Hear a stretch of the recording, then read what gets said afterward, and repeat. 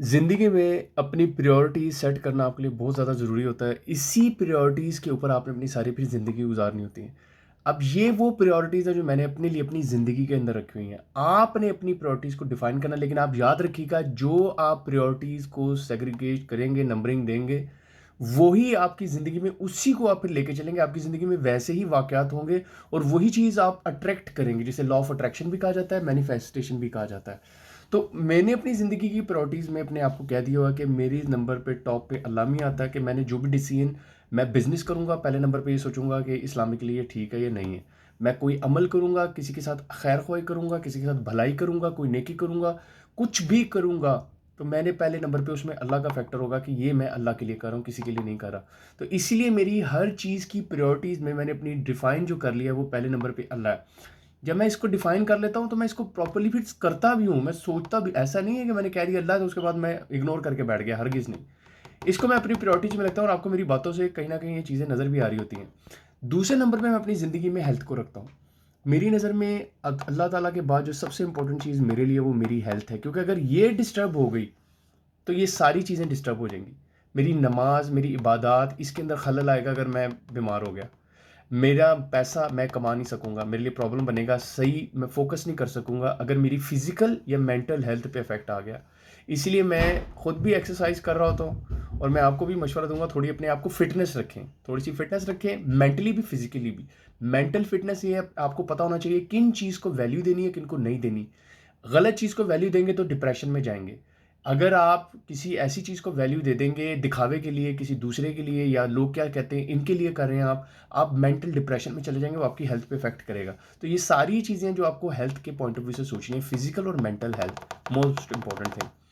तीसरे नंबर पे मैं मनी रखता हूँ। अब आप ये तीसरा और चौथा जो प्रायोरिटी है, ये हर एक की डिफरेंट है। कोई लोग फैमिली कहता है मैं तीसरे नंबर पे रखता हूँ, मनी चौथे पे रखता हूँ, और कोई कहता है मैं मनी तीसरे पे रखता हूँ, फैमिली चौथे पे रखता हूँ। अब ये जो 2 चीज़ें ना बहुत ही आपस में एक गडमड हुई हुई हैं। तो इसकी प्रायोरिटी डिफाइन करना बड़ा मुश्किल होता है, लेकिन मैं आपको इसकी डिफाइन करने में, समझाने में मदद देता हूँ, फिर आपको समझ आएगा कौन-सी प्रायोरिटी तीसरे पे आएगी, कौन-सी चौथे पे।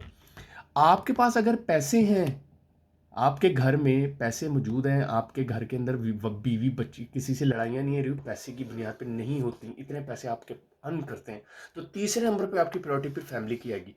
क्योंकि आप सोचेंगे यार मैं तो पैसे को तो प्रायोरिटी नहीं देता, मैं तो फैमिली को प्रायोरिटी देता हूँ।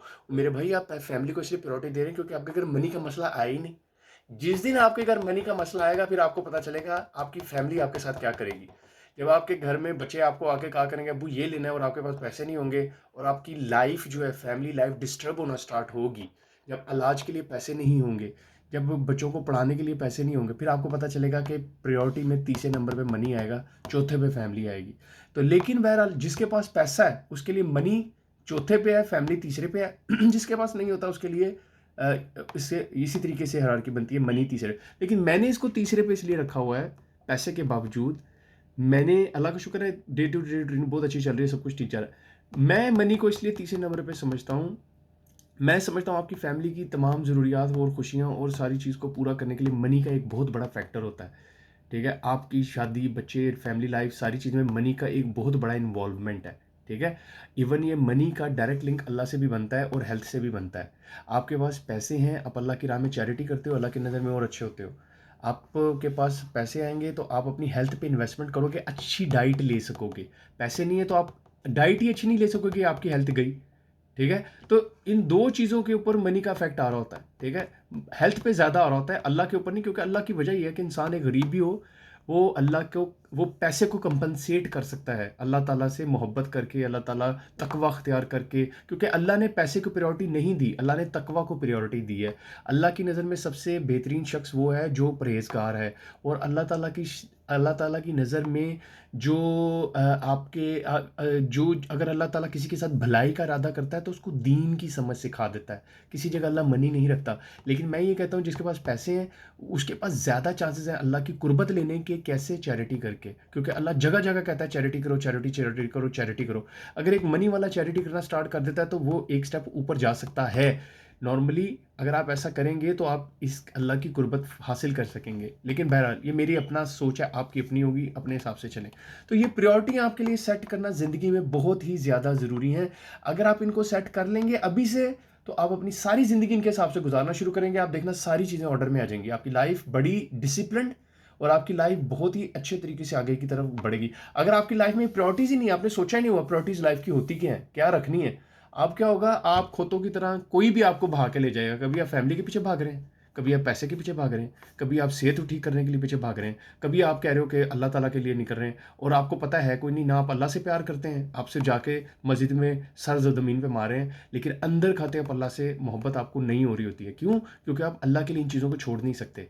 तो प्रायोरिटी का मतलब ये होता है अल्लाह के लिए इन चीज़ों को पहले नंबर पे फ़ोकस देना, ये है प्रायोरिटी।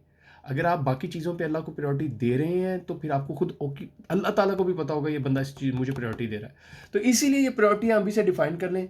बिज़नेस के लिए भी आपके लिए ज़रूरी है, हेल्थ के लिए भी ज़रूरी है, फैमिली के लिए भी ज़रूरी है और एक अच्छा मुसलमान बनने के लिए भी ज़रूरी है।